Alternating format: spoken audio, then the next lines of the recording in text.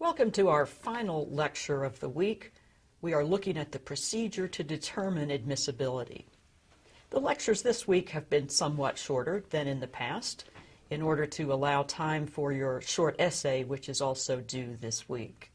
In this lecture, we're looking at how U.S. immigration officials determine whether someone is admissible or whether they are inadmissible.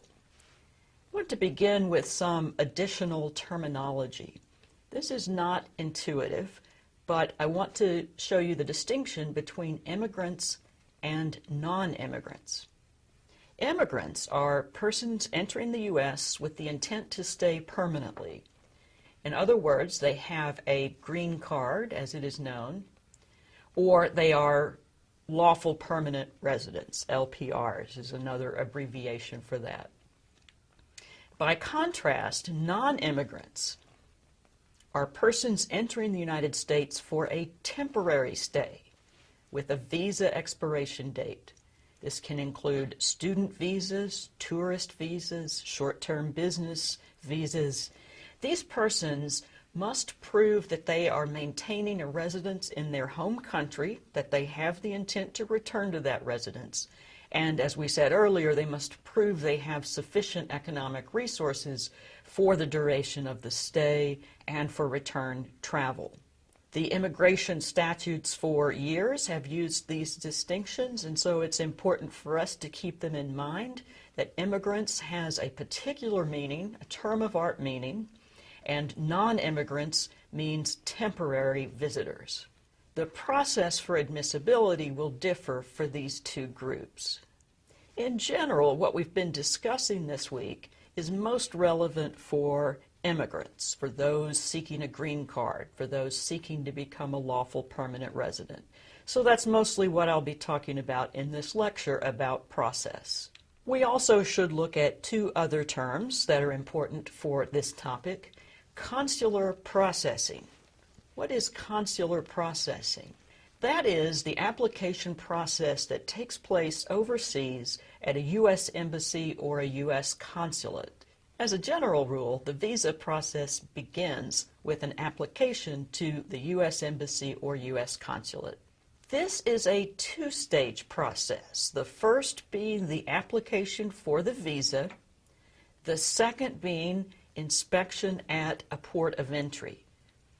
Port of entry is another term meaning any point of entry within the United States, not simply the borders, but airports can be a port of entry. Atlanta, for example, Hartsfield International Airport is a port of entry with customs inspectors and immigration officials. So in the normal course, this is a two-stage procedure. You apply for a visa abroad, then you apply for admission at a U.S. port of entry. You can be denied admission at either point. Said another way, successful acquisition of a visa through consular processing does not prevent being turned away at the U.S. border if the border official believes that you are nonetheless inadmissible based on any of the grounds that we have discussed. For temporary visitors, there's also something known as the Visa Waiver Program.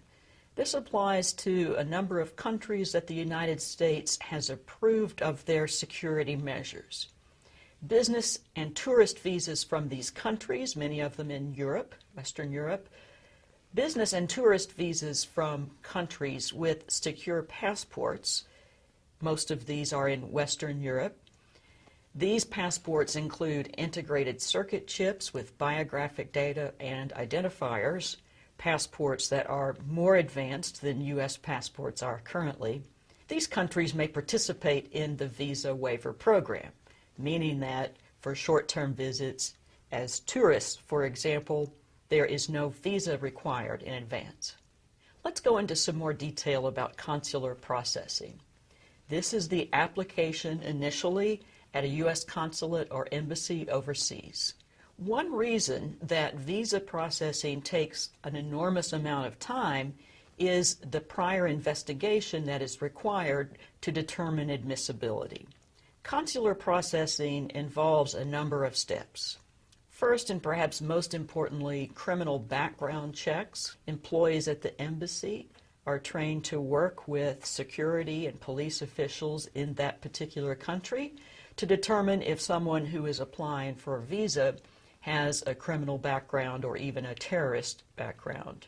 In addition, a medical examination is required to prove that the immigrant is admissible and does not have any of the disqualifying diseases that are listed by the Centers for Disease Control and which we examined in a prior lecture. This medical examination is at the immigrant's expense. The embassy will provide a list of approved physicians in that country. There's also an investigation of identity, which could include the authenticity of birth certificates, national identity cards, and of course a check against any database of suspected terrorists. There's also an investigation of family relationships. Are they in fact legitimate? Most importantly, to prevent marriage fraud, looking at marriage certificates, asking questions about legitimacy of the marriage, if the marriage has already taken place within that country, and including relationships such as a claimed parent, a claimed child, a claimed brother. Preventing family visa fraud is one reason for this kind of investigation.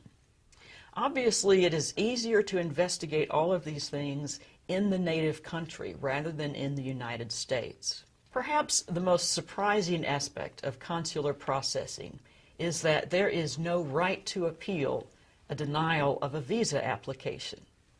You can ask for review by a supervisor within the embassy, but there's no automatic right to appeal. The same is true if you present yourself at the border with a visa and are turned away on a ground of inadmissibility. There is no right to appeal. The reasons for this go back to the plenary power doctrine that we spoke of, that developed in the late 19th and early 20th century, and it is essentially Congress's plenary power. Congress could establish an appeal right. It has not done so, and the State Department agrees that it should not.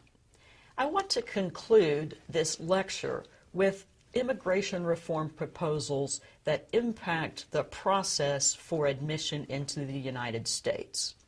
One of the key elements of the current proposal is enhanced funding for border security. This border security includes enhanced surveillance, extending the fence, more Border Patrol officers, and so forth.